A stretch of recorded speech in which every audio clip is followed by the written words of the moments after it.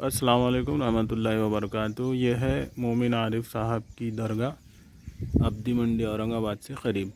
और इस दरगाह के बिल्कुल पीछे ये मस्जिद है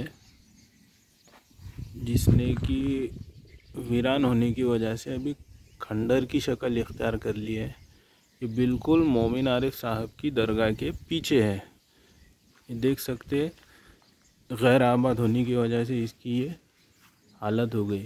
अब इसके बाजू अगर देखेंगे हम तो ये मोमिन आरिफ साहब की दरगाह के अतराफ़ वाले पहाड़ है।